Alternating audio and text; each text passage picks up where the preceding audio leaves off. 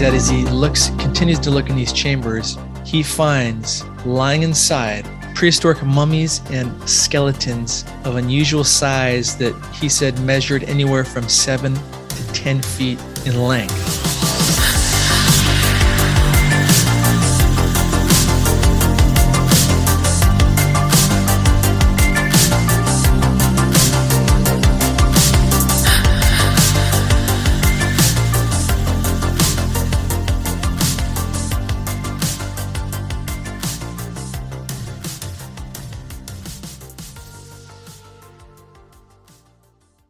The history of our Earth is so different from what we can imagine.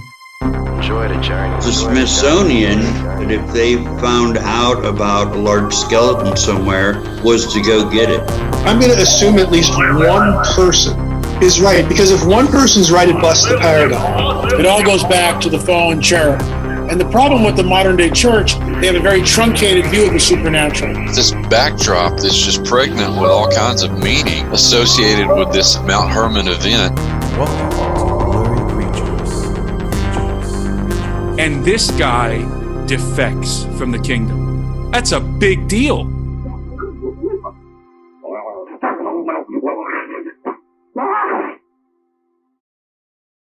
All right, let's go. Welcome back to the podcast, the Mega Man, the Megalithic Marvels, Derek Olson. Dude, Nate, you make that joke every time. The Mega Man. I mean, well, we're an 80s show. Do you remember? Did you ever play Mega Man, Derek? I did. I didn't really play Mega Man. I was too busy playing Mario Brothers. Hey, should we just go through the bosses here, Nate? Just make it throw out some bosses. There's Guts Man, Cut Man, Elect Man, Ice Man, Fireman, Bomb Man. Mega Man was hard, Derek. It was one of the hardest games. It was really hard to beat it. So, what system was that on? That was on NES. Okay, that was on NES. Yeah.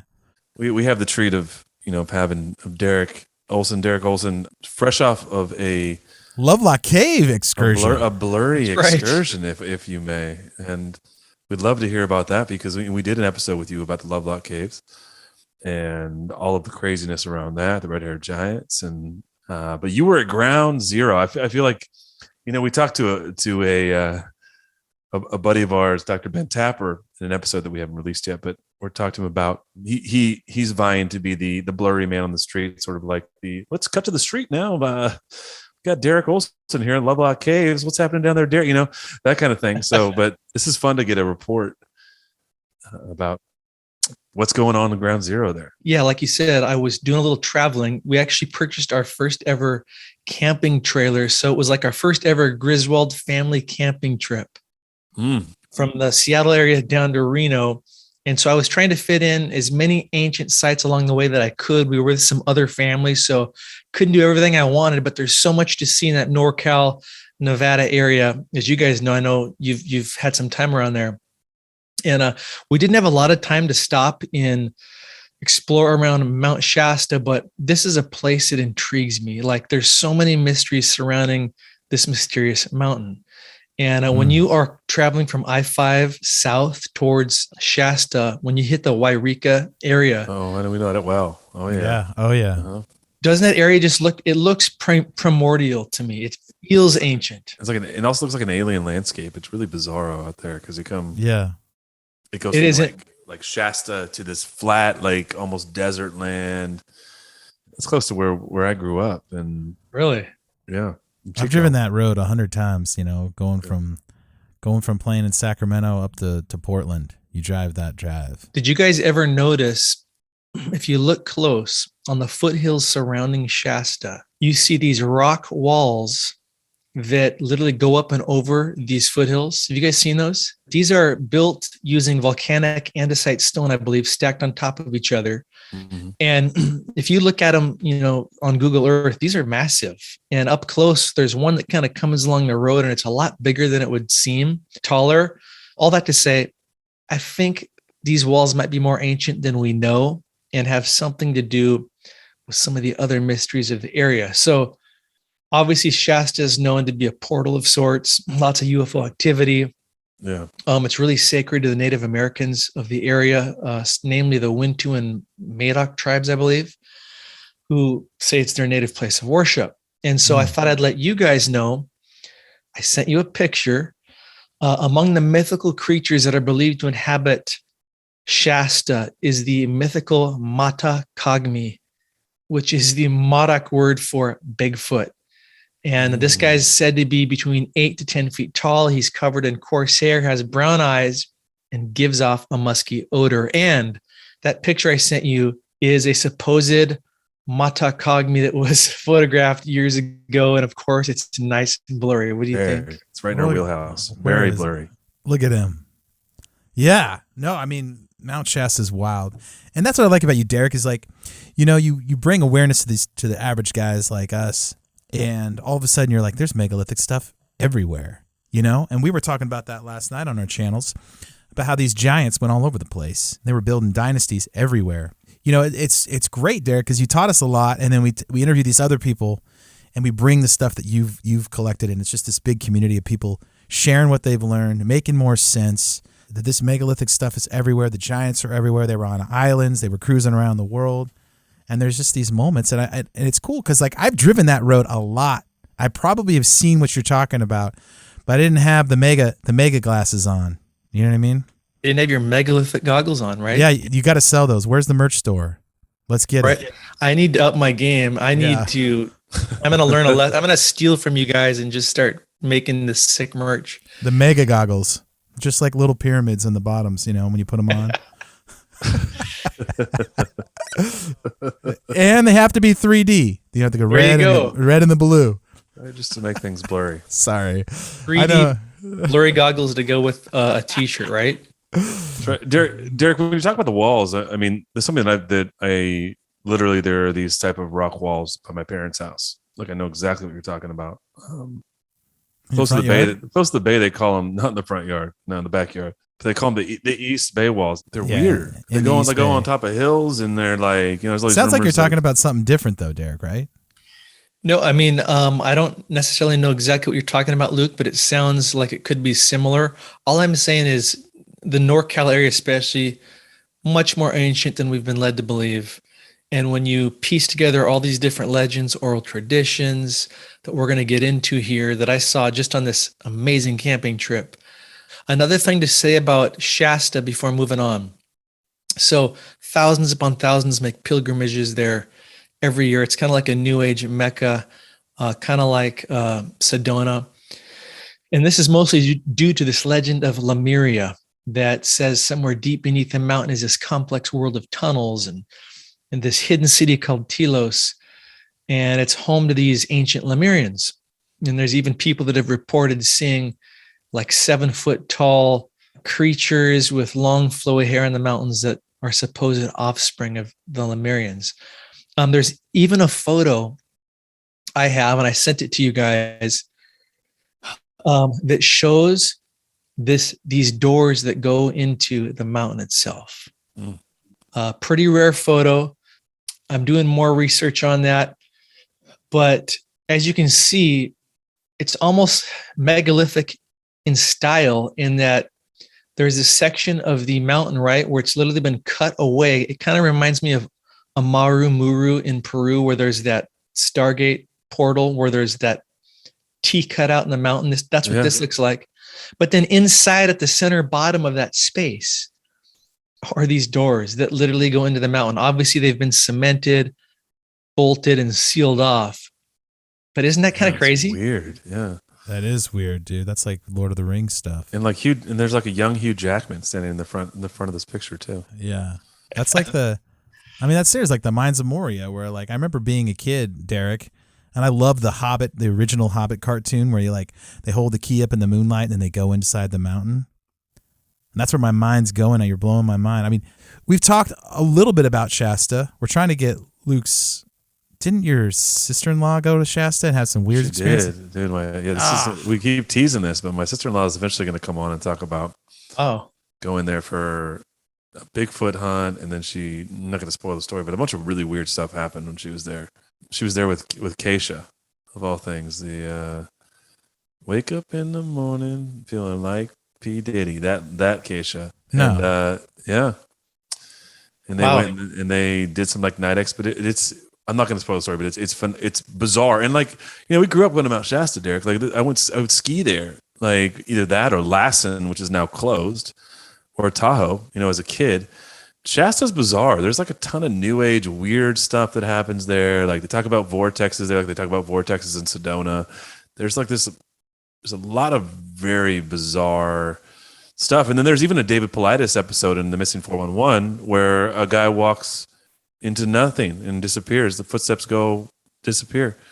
No evidence. What's one of the craziest ones there is? It's on Mount Shasta. Yeah, I was going to say, that's when I learned about Mount Shasta was David Paulides and listening to all the Missing 411 stuff and the weird stuff that goes on up there. And supposedly the Native Americans wouldn't go past a certain elevation.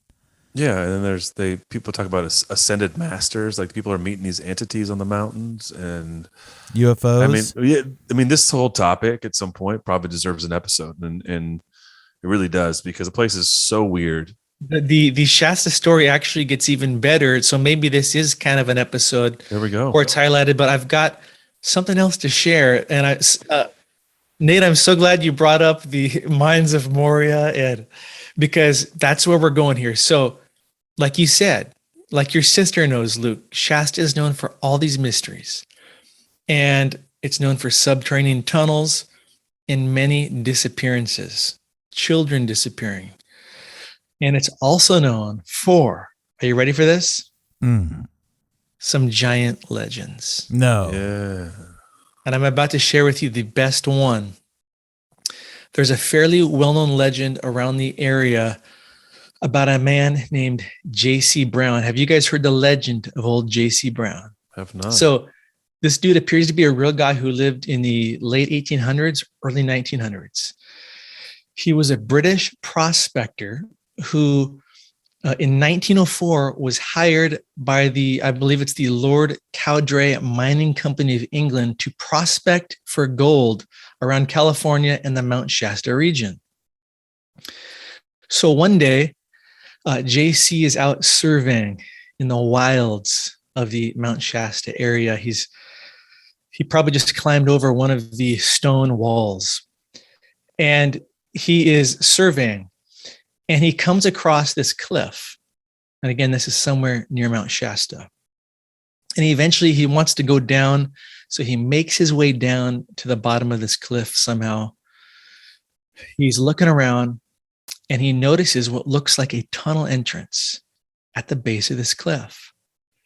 But it's blocked by lots of fallen rock, debris and stuff. So he begins digging and excavating.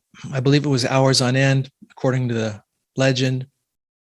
And eventually he clears his way through, and sure enough, to his amazement, is this massive tunnel that he says appears to have been man-made, and it's huge. It measures like 10 feet tall by 7 feet wide. And so J.C. Brown ventures deep inside the tunnel, going down. And according to reports, this thing was miles long. And after going deeper and deeper into the tunnel, he begins to find an assortment of ancient oddities, including the remnants that he says were some type of ancient mining activity and tools, Nate. And he also, as he goes deeper, he starts to come across a valuable treasure. I believe some of it was gold.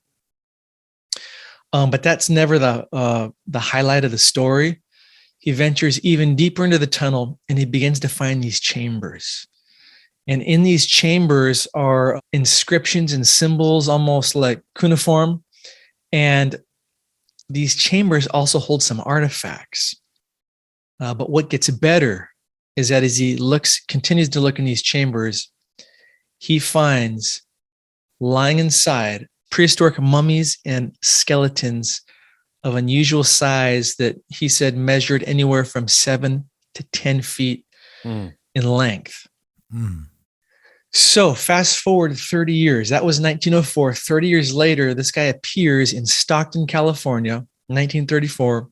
He's trying to get together a search party. He's told the tale of what he found. And he wants this expedition to follow him back to the site, to go into the tunnels and catalog all of these ancient artifacts and skeletons. And so apparently they're all getting ready to leave.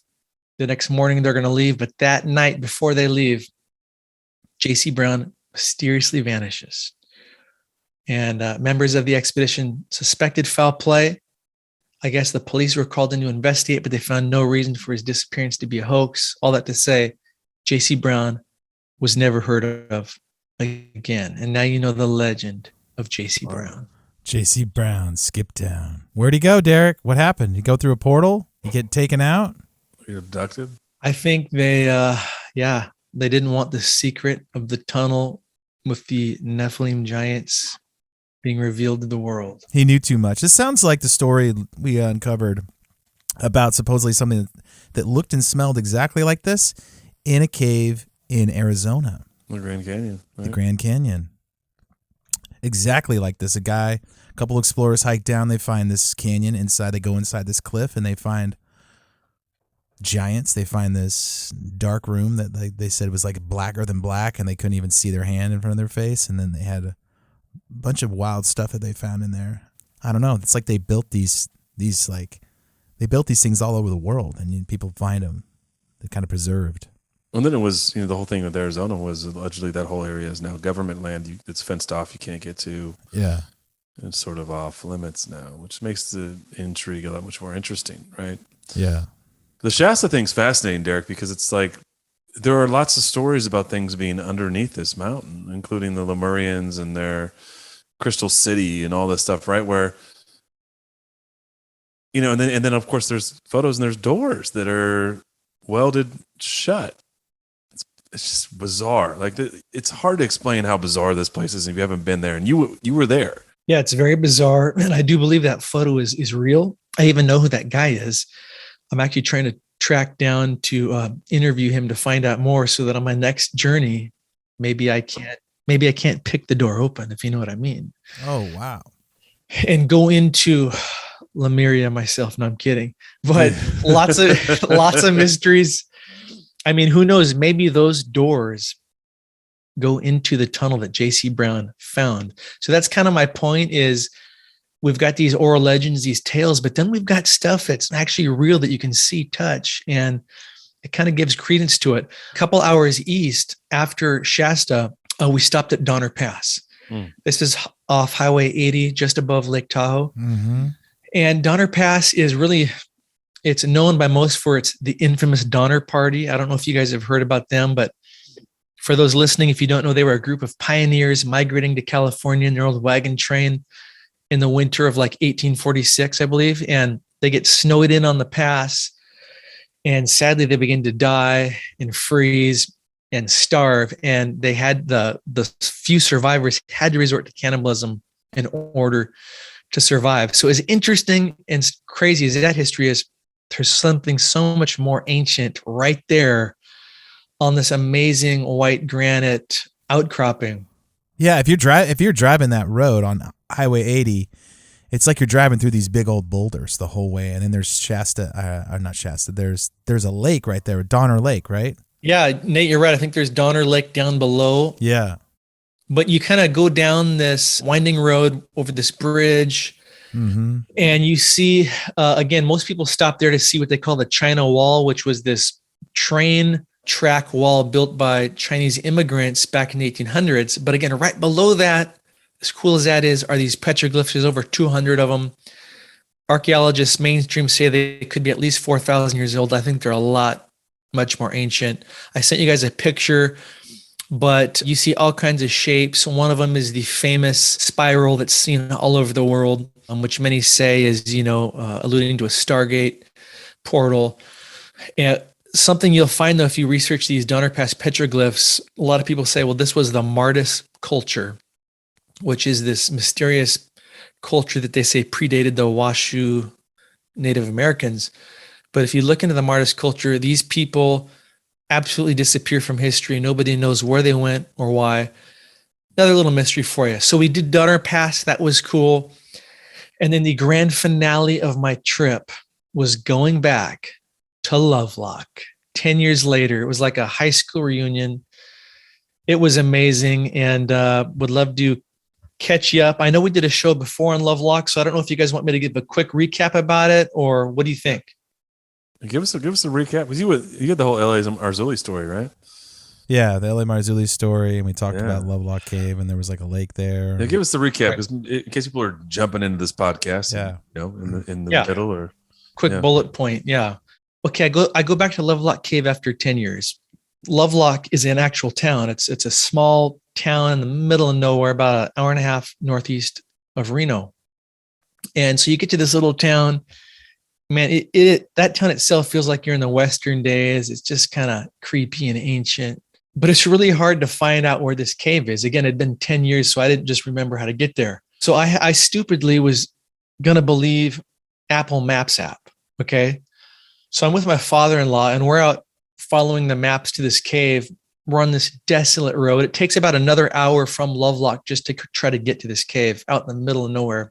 And it's just kind of that intuition when you know you better just stop. And I stop, and I'm looking at my map, and I realize, you know how your maps will take you to an area, but it doesn't necessarily connect? Mm-hmm. It's taking us to the backside of this mountain range. Mm-hmm. So we would have driven an hour had we not stopped.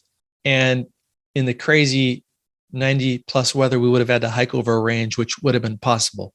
Mm. So luckily we only wasted like 20 minutes. We go the right way, and I'm kind of looking at Google Earth and just trying to remember how to get there. Eventually we get there. And again, this thing is so remote and desolate. It's tucked up against the foothills there of Lovelock. The cool thing is this time there was nobody else there. Last time I was there was a group of people, so it was a little of a bummer. But climbing up into this cave is quite the experience, considering the history I'm about to share. The cave itself feels otherworldly. And right before we go in, my father-in-law and I had quite the scare. There's this plaque at the entrance of the cave, and we're looking at it, reading it, and we hear this crazy sound, kind of like this whoosh. And we look at each other, and I'm like, what was that? I'm like reaching for my knife. And we walk slowly in the cave, and out flies this huge owl, and like just right past our faces, and scared the heebie-jeebies out of us.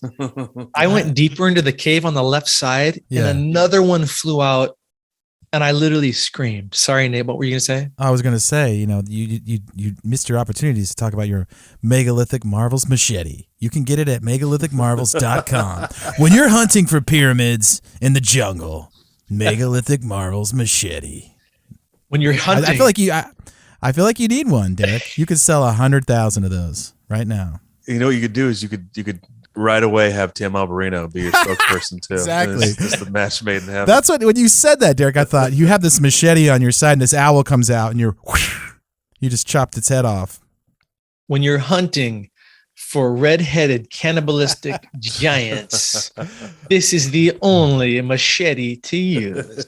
I just see Tim Alberino in the jungle and you with him, and you guys are just chopping down vines trying to find the old giant's playground. Dude, that is so epic. I have got to get on your merch swag pipeline. Well, I don't mean to derail us here because we're having a good time. You did though. I did. We were deep in the owls attack. When owls attack, it's like when animals get when owls attack. Owls are associated with aliens, and they're also just like creepy. They're also associated with the occult. Because I was going to bring that up earlier in the episode. We were talking about, there's supposedly this, and then Northern California, there's this giant Moloch statue that looks like an owl, and it's near some of the places you were talking about. But we don't have to go. We don't have to.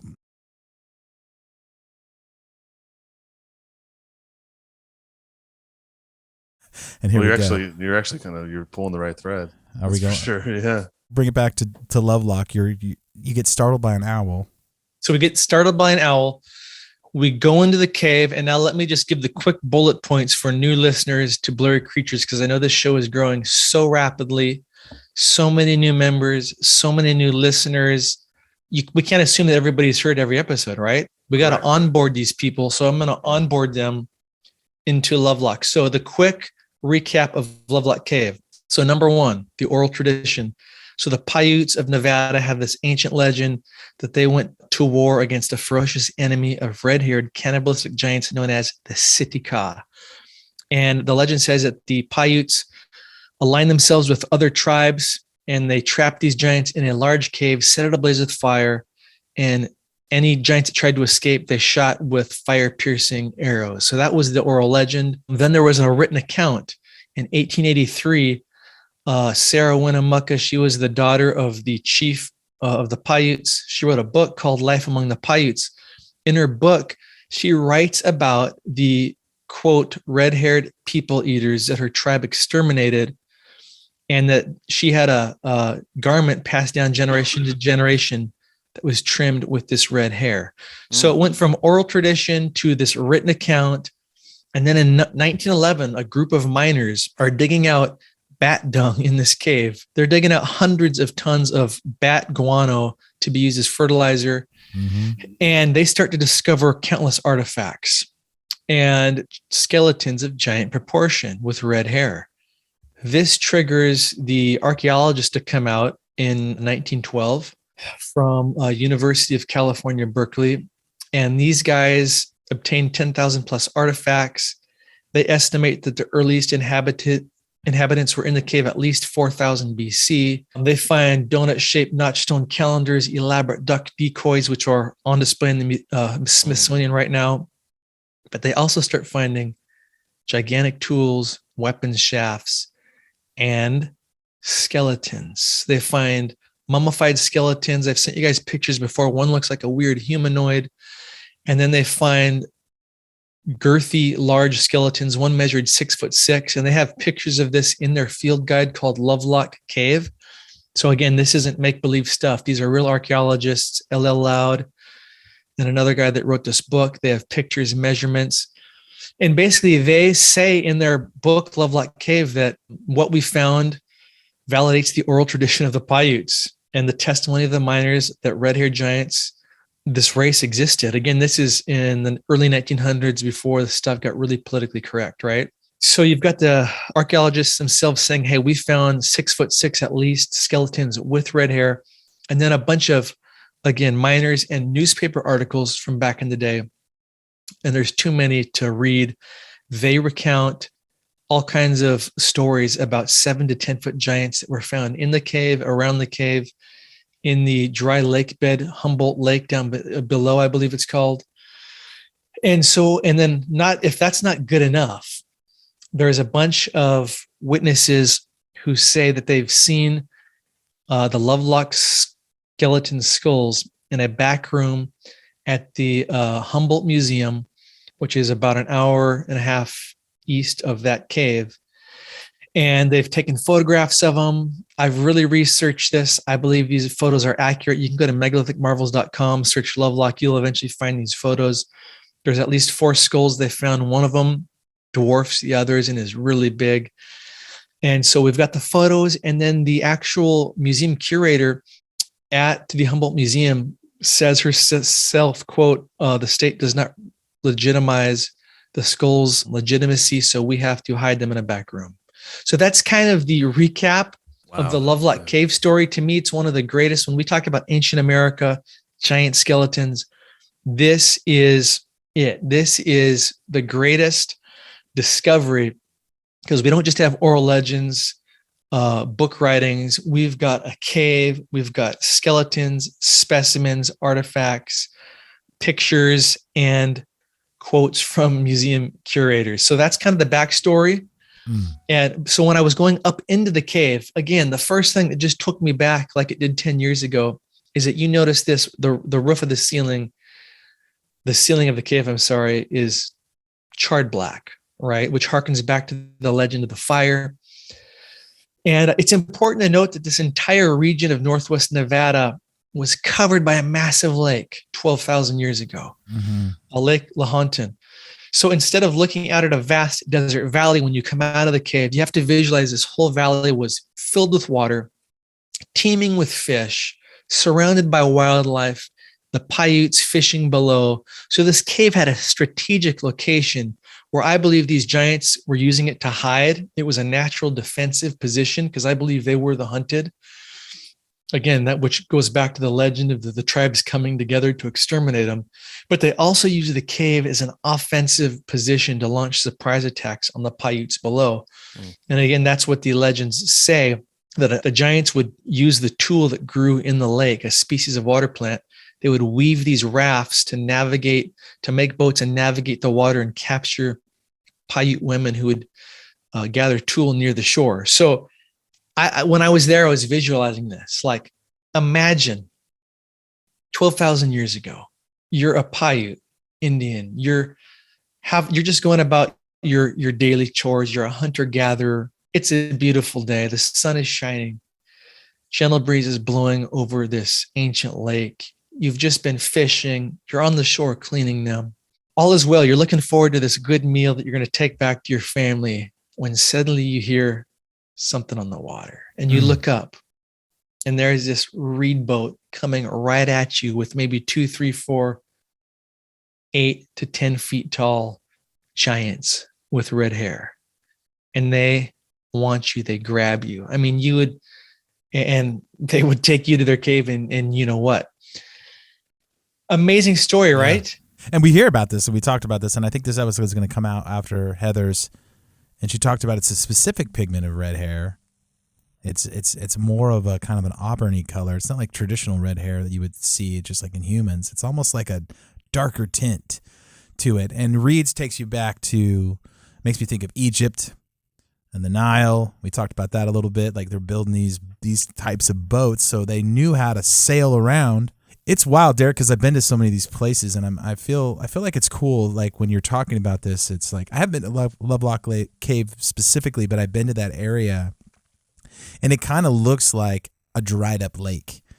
It looks like there used to be something going on here, and then it's just turned into like almost a desert. And that part of the country is interesting. And you know, you hear stories all up and down California, into Nevada. There's up into Montana. It's like, how many tribes do you think there were in America? Like, do you think we just find these little remnants of them? Like there was way more of these populations scattered around? Because I mean, we've already covered a lot of places from the Donner area to Shasta to, you know, now we're talking about Nevada. I mean, they seem like they were all over the place.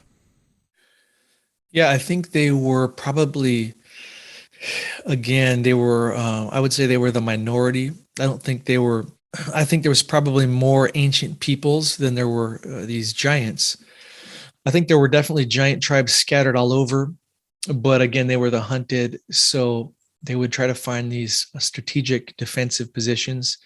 I think we talked about that on another show where, like on Sardinia, they fled to this island because it was kind of like, you know, having a castle on a moat in the medieval days. It was a defensive place where they could build these Naragi towers and fight the ancient peoples that were coming to exterminate them, like David and the Israelites would have done. David and his giant slayers back in the day, right? Have we talked about this on the show, Derek? Do you think that these things were here pre-flood or post-flood? You know, there's a couple different ways you could look at it about how these giants might have migrated around the world. Definitely, I believe there was giants here, obviously, before the flood, but Genesis 6 makes it pretty clear that they were also here after.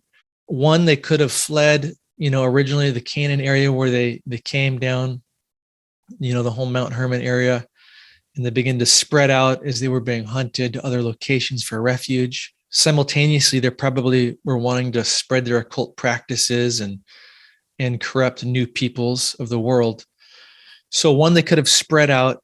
We know they had some advanced knowledge and technology. So getting across the waters, they could do. Obviously, I believe they were in Peru. They were in Europe. Or the other option is, we know the Watchers descended on Mount Hermon, eventually did their interbreeding with human women. The Bible says they were here also after the flood. So it's that whole second incursion thing. Did they come down through these ancient portals? A lot of that could have to do with occult practices in the area by natives, right? And what you see in their rock art and the petroglyphs that show these portals. If you look at the legends of the Maya in, you know, Quetzalcoatl, they claim that these white-skinned, bearded men came down, right? So that to me sounds like they appeared through a portal again after the flood. So those are some working theories, but I had something else to share. And that is, there's so much to see in this area. It's just chock full of ancient history. You went down in there. You found something, huh? Well, I think in the future, we need to have a joint megalithic marvels, blurry creatures, U.S. tour where we're going to all these these stops, right? I just want to know if your father-in-law was holding your feet as you were dangling over inside that cliff looking for something. And he's like, "Listen, just hold on to this rope, Pop. Don't let me go." Like, did you? I mean, your head has got to be on a swivel. You had to have gone into this cave and looked. I know you were looking for something.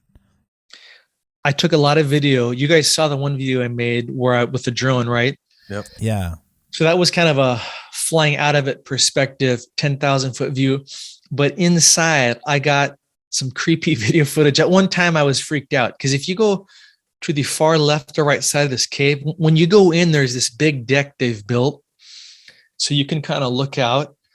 And this cave is massive. The entrance is pretty, it looks smallish, but it's actually pretty wide. And so there's a lot of natural light that gets in there. So you can see pretty good without a flashlight. All that to say, if you go to the far left or right side, this thing rapidly descends down into these dark corners. And so I was on the left side going down, and I found what looked almost like this tunnel in the far left end that went somewhere.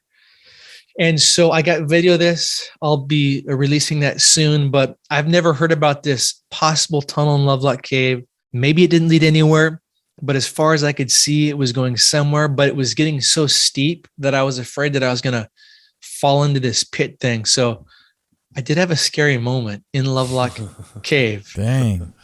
But something else I wanted to share was there's so much to see. And not far from Lovelock Cave is a place you guys probably have heard of, Pyramid Lake. And this is also a site I really wanted to see, but we didn't end up having time. Near Pyramid Lake, it's this ancient lake in the middle of nowhere with this pyramid-shaped natural structure in the middle of it. Not far from there are some people call them the Pyramid Lake petroglyphs, but the proper term is the Winnemucca petroglyphs. Right next to Pyramid Lake on the right side is a dry lake bed called the Winnemucca Lake. And that's where the oldest petroglyphs in North America are. These things are the grandest to look at. They're almost 3D. So a cool thing to point out is that I don't even know that you can legally see these petroglyphs anymore without some kind of special access because they're on the Paiute reservation. And the signs I found said no trespassing. But Hugh Newman was there. I know you guys have had him on. He was there a couple of years ago, took some amazing video footage up close of these. And he surmises that these Winnemucca Lake petroglyphs, which are huge, again, 3D in style, and again, mainstream archaeologists themselves say these are the oldest things that we've ever seen. They're at least 14,000 years old. Hugh surmises this was the language of the Sitka, the red-headed cannibalistic giants. The red-headed cannibalistic giants. The red-headed cannibalistic giants. The red-headed cannibalistic giants. The red-headed cannibalistic giants. These were their symbols, their language. That's why they're so different than any other petroglyph we've seen. And it's really why you can't get there anymore to see them. So that's something to point out. But the last thing I'll say is I was reading through Hugh's book, Giants on Record, which is a great tool to have when giant hunting. And he has a excerpt he found, a legend, that says in 1891, it was reported that an Indian of giant stature came to give the Paiutes trouble. And this giant warrior came from the north. And it says he took up his abode near Pyramid Lake and made a war on the Paiutes, killing many of their men. The giant was finally slain by a Paiute who crept up behind him and drove a poison arrow between his blades. So there's another legend for part of the puzzle. So that was kind of my road trip camping ancient giant hunting excursion in a nutshell. It's great. Derek, looking at this is crazy too. Like this is where Nate and I grew up, more or less, in Northern California. These aren't far excursions from where we grew up, Nate. Like, these are a couple hours. Yeah, I had no idea about the Pyramid Lake petroglyphs or the Winnemucca petroglyphs. There's some blurred stuff out on Google Maps. It's all blurred out in the middle. 14,000 years old. I mean, it's called Pyramid Lake. I mean, come on. Yeah. What's under there, Derek? What's under there? Let me say this. Yeah, you can go kind of deep into Pyramid Lake and start researching and finding images. Again, it's called Pyramid Lake. There is this pyramidal shaped, structure in the middle, kind of the middle right side of this lake. There's also people that have claimed to have found what they believe are super eroded sphinx-like structure, and when you look at it, it kind of does look like a sphinx. So again, listeners can research that. I believe that's at Pyramid Lake. So a lot more ancient stuff there. Another thing is Spirit Cave, which is in the proximity of Lovelock Cave.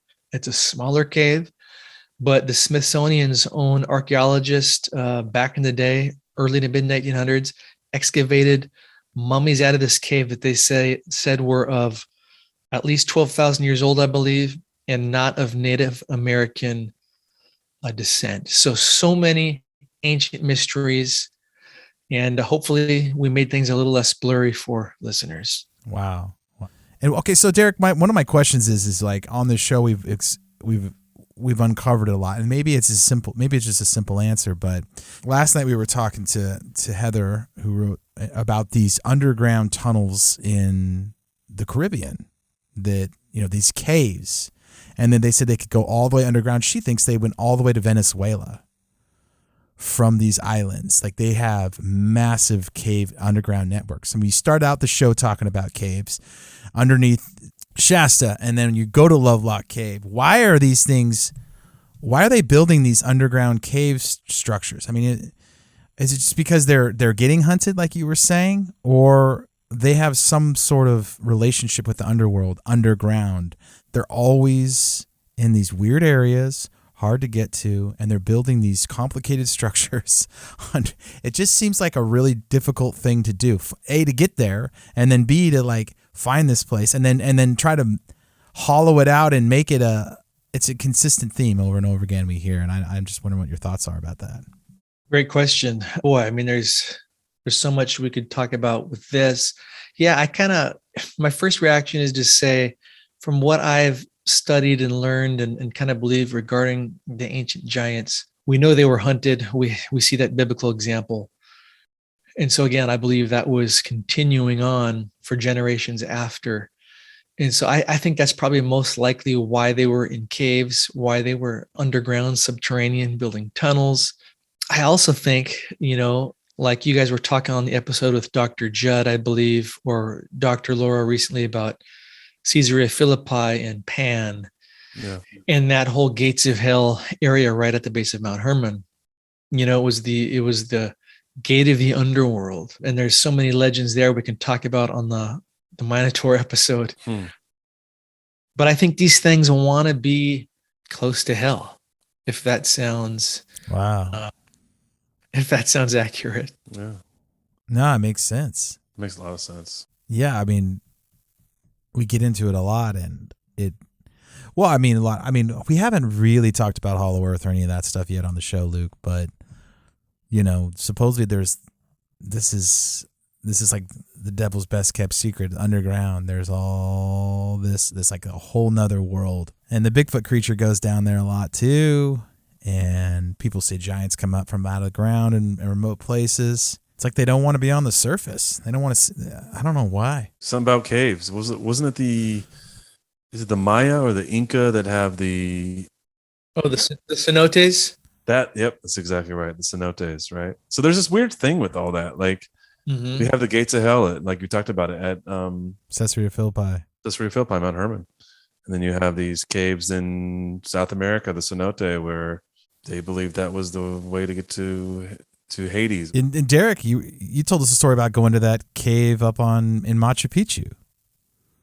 Remember you told us that crazy story where that guy was doing that ceremony or whatever, and you were there? Yeah, that was one of the craziest experiences I've had. It's everywhere you go. There's these dynasties in these remote areas, and there's a cave every time. Yeah, and that story, two thoughts on that, Luke. One is we've probably all been to Mexico. Like I went to Chichen Itza a couple years ago, and I had the opportunity to go on a cenote. I was there when it was really hot and muggy, so it just didn't look appealing to me to jump into this thing. But all these people do, and they think it's so luxurious. But little do they know, I mean, what went on in these things, right? I mean, bloodletting, sacrifices of the sickest kind. Now you're swimming in this thing, right? Or the cave story, Nate, that you reference, for listeners that might not know what we're talking about. When I went to Peru a couple years ago, there is a site called Nuapa Huaca, I believe, near kind of Machu Picchu and Ollantaytambo, but it's real remote. A lot of people don't see this when they go to Peru to see Machu Picchu because they don't know about it.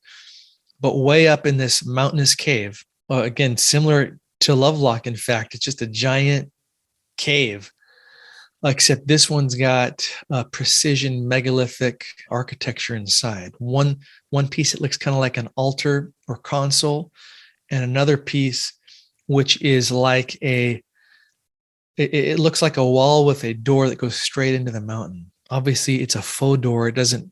You can't go through it physically. But when we were up there, we were with this large group who was doing some new age incantations and inviting spirits and opening themselves up. And I'm kind of watching this going, oh man, where is this going? And a guy was beating a drum and he was telling everybody, just open yourself up to basically the earth and the spirit. And he's got incense, and people are just kind of meditating, thinking this is really cool, cool experience. When this guy, a few people over to me, starts screaming bloody murder. Yeah. And convulsing.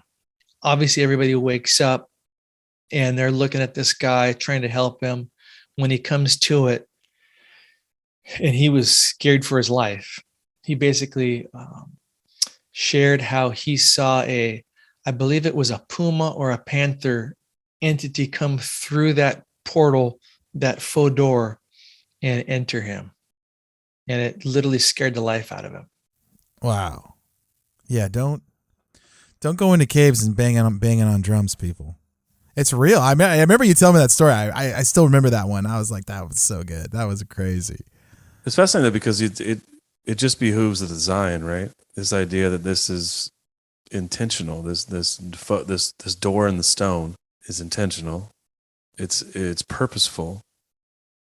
And if you ask for the purpose, then it happens. It's always fascinating that people will treat this stuff with white gloves sometimes. It's not dirty and it's not real, or it's real, but it's inert, right? It's just it'll level up your energy or something, right? And then you have these things where you're like, no, actually what you're doing is dabbling in demonic. And what you're doing is actually inviting things that want bodies to come and inhabit your body. And they will. They will. Derek. If you let them, yep. So I've been kind of formulating some thoughts as we've done a lot of these shows. Let's look at this from a couple angles here. So the Giants original, there was a concentration of, let's say, angelic DNA in them. And as time goes on, it slowly just braids out of the population. We talked about it last night on our episode that eventually they interbreed with humans and they get smaller and smaller and smaller. And then there might be some of this DNA living in all of us. We have no idea, right? And do you think that these entities had like half of a spiritual map of the way the world really works? They had half of the knowledge of the spiritual world. It's kind of like, you get a map of the way the world really works and they cut it in half and you can kind of make sense of it, but you don't have the full angelic knowledge. You're not a true angelic being. You don't have the full picture of heaven and earth and the realms, but they kind of had half of it. So fast forward to humans today, we have none of it, right? So we're looking at this stuff like, how did they put these things together? But the ancient people had this knowledge. But when we're talking about knowledge, they had understanding of the cosmos in a way that we were like fuddling around like little kids trying to put these complicated blocks together, and we have no idea how they go together, and we can only theorize. But it seems like, that's kind of how I see it now. I don't know if any of that makes any sense. I'm trying to make sense of why it's so complicated to us when we look at it and we have no idea what it is or what they were doing, No, great thoughts. There's so much going on, like you're alluding to, Nate, that, I don't think anybody has all the answers. All we can do is look at, obviously, we've got the Bible, we've got the Book of Enoch, we've got these ancient texts, we've got oral traditions we can pull from. We've got artifacts like with Lovelock Cave I talked about that we can look at and kind of piece together, and as I like to say, reconstruct the prehistoric past, right? I did have a thought when I was at Lovelock Cave, because we've talked in previous episodes about Cyclops, and how if Cyclops really did exist, again, the megaliths in Europe are known as Cyclopean architecture, and legend says they were built by the Cyclops, who not only had the strength but the knowledge to create this precision stonework. So I think of possible, Nephilim type giants like that, and then I'm thinking of these Lovelock Cave giants, which I believe really did exist. I believe they were between 7 and 10 feet tall. But these ones in North America, I don't know if primitive is the word, but clearly we don't have, megalithic architecture here in North America like we see in Peru or Egypt. But it's like the giants that came here definitely lost some of the knowledge, because in Truckee, like I talked about, the Tahoe area, you've got granite. You've got granite there, just like in Machu Picchu, to construct megaliths, right? We had the trailer park giants here. Right. Instead, they're out in caves making reed boats. And this is corroborated when you read the Spanish conquistador accounts of the giants they found. And I interviewed Alberino about this. Hugh Newman's a great one to talk about this too. They've collected all these oral traditions of the conquistadors, what they wrote in their own books regarding the giant, like Native Americans they found. They call them Native Americans, that were, again, 8 to 10 feet tall, but very primitive in nature. And so why were the giants here in caves or in mounds, right? Did they lose knowledge quicker than the others that were in Peru or elsewhere around the world?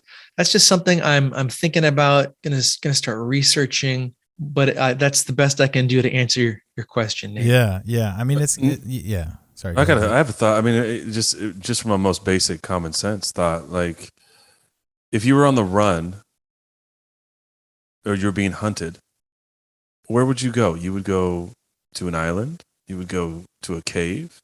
You wouldn't set up and build a house. Like, it just seems to me that in some of these spaces, there seemed to be just the giants were, at least in this stage of the epoch, where like they're at enmity with humanity and being hunted. And so if you're doing that, if I'm running from the law, I'm not building a house, and setting up and building, not building stuff. I'm probably hiding somewhere in something that's fortified and defensible. And that's kind of what when we talk about stuff with Aruba, when we talk about Island of the Giants, and we talk about some of the New World stuff. I mean, it doesn't seem like a far-fetched to think that a lot of these giants left the old world to escape sort of annihilation, like the conquest of Joshua, to escape the judgment in the old world. And this seems like a lot of them didn't have a chance to set up shop necessarily. And then I think there's also an argument for lost knowledge too, that as you generationally are separated from the old knowledge, from the pre-flood golden age, that much like we don't understand how exactly how the pyramids were created or the technology that was used for some of these megaliths, right? That's your wheelhouse. now there's a separation or loss of knowledge and sort of attrition. So I think that's kind of how I think about it. Like, it seems like the places they're found are places you would be if you were on the run or hiding or kind of running for your life in some ways.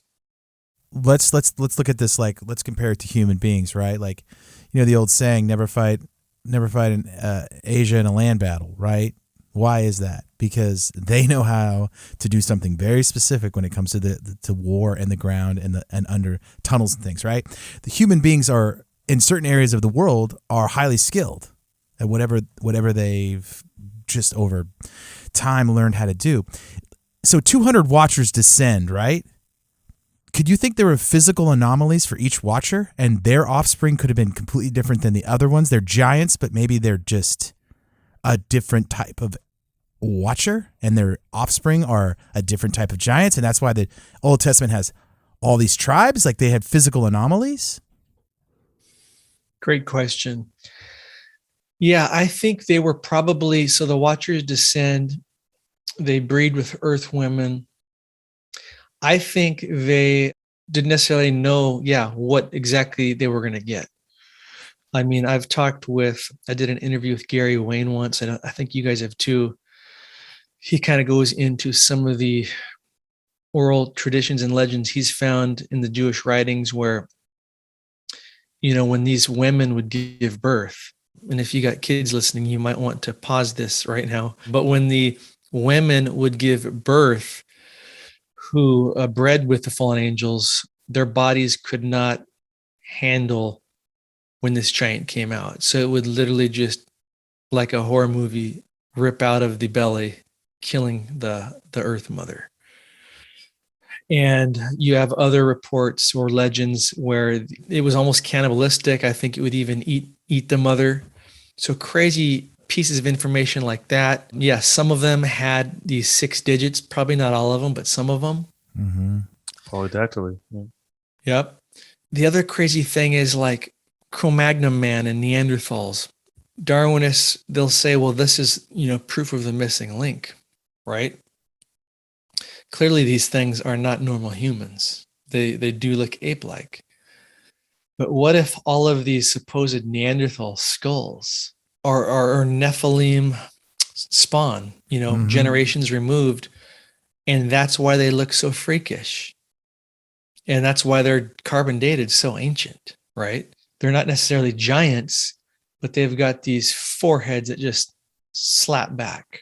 Or I think I might have talked with you guys about this on an episode. There was 7-foot skeletons found that had horns in their heads. So that was another strange anomaly. Yeah. So stuff like that. Yeah, I don't think it was just across the board. These are giants with 6 fingers. Did the watchers even know the offspring would be giants? Maybe not. But we know they loved their children. We know that they were horrified to find out that they were going to be destroyed. And so it's all just part of the puzzle, I guess. Well, yeah. I mean, do a show like this or yours long enough, you hear enough strange things. Just the giant skeleton reports. You have dwarves with them. You've got big giants. You've got ones that are 20 foot all the way down to 10 foot. Some of the guys on our show said they're even those are the small guys. So who knows how big they really got. Some of the ancient reports of giant skeletons being dug up. I mean, some of those are like 50 feet, 60 feet. Some of those are wild stories. And then the mud fossil guys, that's a whole nother rabbit hole of how big these things got. But it just sounds, and if you think about this from a spiritual perspective, why would these angels all be anatomically exactly the same? They wouldn't be, just like humans are different. You got all these different types of people. You got to think like, well, the angelic world's probably very similar. And so whatever their genetic DNA was per the watcher, you might have got a completely different creature coming out. Totally. And I like what you just said about, as Tim would call it, the elder race or the angels. You've got cherubim, seraphim, 4 living creatures. So, I mean, right there, you see this assortment, this variety of these angelic beings. The point is, they're all different. Why would their kids be all the same? They clearly probably most likely weren't. Just look at how diverse we are as humans, right? Colors and shapes and languages. So to me, it's pretty clear that they were this vast array of these hybrids. And then there's a whole rabbit trail on like the chimeric side and how these Nephilim genetically altered animals to create, as some would say, monsters, right? So there's so much there. All flesh was corrupted. Yep. Yeah, I mean, because just we did our episode just on the Cyclops, just the one-eyed beast, and that's a crazy thing to think about. Like, there's these one-eyed giants. Why one eye? Well, I mean, you don't just. I mean, human beings don't just all of a sudden we have. Yeah, I mean, obviously it can be a deformity or whatever, but maybe it goes all the way back to all the deformities we have. Maybe are from this point of corrupted creation, and then it's just genetic lottery of who gets the weird deformity when. We could talk about that all day long, but that's a crazy creature, a one-eyed giant. I think that there was probably a physical anomaly that separated these tribes in the Old Testament. That's my thought. That's what I think made them migrate to an area, and they looked or they had some sort of wild skill or deformity. Giants, according to Nate. Well, who knows? Yeah, right? Who knows? I mean, and then we talk about how, like the Garden of Eden and some of these things, like, why would we have these fruit trees on earth if there wasn't fruit trees in heaven? And it seems to be this mirror. What we see here is a mirror of what happens in heaven. And we've uncovered that on our show in a lot of ways, that we get these little clues on earth of how things are in heaven, right? Fruit trees, knowledge of, it starts with this, and then here we are, and human beings have a very similar, we have the earth and we're growing things. I don't know. Just some thoughts, trying to put deep thoughts. That's what the podcast is for, Luke. Yeah, deep thoughts with Jack Andy. Classic SNL. Anyway. Love it. Love it. Love it. Love it from Lovelock. Yeah. Ooh, there you go. Lovelock is for lovers, right? Yeah, there's your next shirt. There you go. Yeah, we need to. That's the next thing. Yeah, merch is coming like you've never seen. Right? Lovelock. Hey, Lovelock it up. You lock it up. Hey, at some point, listeners, there's going to be a moment where I'm going to be holding on to Luke's arm. Luke's going to be holding on to Derek's arm, and we're going to be in the middle of a cave somewhere. I don't know who the next guy is. Probably want me on the anchor though, just being yeah. Put the big guy, not dangling so much. Yeah, so. I'm holding on to Luke's arm, and then I'm holding on to Derek's, and we're finding some weird anomaly, and that's when it's the blurry Marvel. That's when they take us out, when we finally discover it, right? That's right. Are we all going to disappear one day, Derek, if we keep going down this trail, just like J.C. Brown? I was just going to say that. We don't want to end up like J.C. Brown. We just need enough friends, right? We need to just have a big enough tour where we don't get stolen. Go through the portal. I believe that J.C. Brown was not like his cousin Leroy Brown. It was in fact, the baddest cat in the whole town. So, Derek, we don't really have a lot to offer. We're a couple of dummies, and we appreciate you coming on. Hey, thanks for the invite. Fun as always to share, and yeah. No, it's fun that you were in our these areas that we're very familiar with. It's yeah, interesting. It's interesting. It just you feel even we grew up there and spent so much time in these spaces, not knowing sort of the richness of history that exists around you. I think we all have this idea that the new world, especially the West Coast, is so new, right? The gold rush in the 1840s, and it's not like you can go to Boston and see these cemeteries with the founding fathers of our country. It seems young. And then you realize that there's so much, there's just a tapestry of history that exists out west as well, especially with the weirdness, man. And just the things about Shasta, the native people thinking that they did believe that was the center of the universe. So much blurriness there, and in Lovelock and around Tahoe and Pyramid Lake. It's awesome to revisit it. So thank you for taking us back to a place I think that is all too familiar to, at least to us. Yeah, I love it. Hey, yeah, and I didn't even get to talk about, is it called Dunsmuir? Is that the little town by Shasta? It is, yeah. So we stopped there by accident, and only because I was trying to get a picture of I think it's called the Castle Crags, the mountainous, weird-looking peaks up there. And so I was doing a little research, and I found some giant legends regarding the Castle Crags. So we didn't even get to talk about that. All that to say, there is so much going on in the NorCal, Nevada area. Get out and explore, people. Yeah. Man, Luke. Megalithic tours, baby. Yeah. Go to Egypt, go to Dunsmuir. A little different. That's right. And don't go on the trail without your megalithic marbles machete. Now, 2 for 1. Blurry Creatures brought to you today by... We're idiots. We're just a couple of dummies. We have so much fun. And, Luke, to what you were just saying, I do think it's cool that you and I grew up there. And here we are, far away from those places. But it's kind of cool how God prepared us. I've traveled to most of these places. And when you're talking about it, I'm like, yeah, I've been there. You know, whether it's Catalina Island, went there on my senior trip, and these other places, and drove up and down Northern California 1,000 times. It's cool because it's like when you're talking about it, I can visually see it, and I just think it's something special that it's not just this idea. I'm like, man, we've been there. It's basically in our backyard. I'm just grateful that having skied as a kid at Mount Shasta didn't ski into a portal. Yeah, you didn't. Now you know. You didn't know then. You could have. Could have. Maybe we're all still in it. You know, you want to get weird. And next time you go skiing up there, bring that megalithic machete so you don't end up like Jason Brown. Derek, it's fantastic to see you, man. Yeah, buddy. And just we're grateful for your friendship and for you unpacking this trip. Tell us what's next for megalithic marbles, because you had your trip to Egypt. He's gonna make some machetes. You're always up to something. No, in real life, maybe that. Yeah. Supply chain's a little rough right now, so those will be coming next year. Yeah, coming for Christmas 2022. But what's going on in the megalithic marbles world, and what's on the horizon here? Really, though, I do need to get some merch going.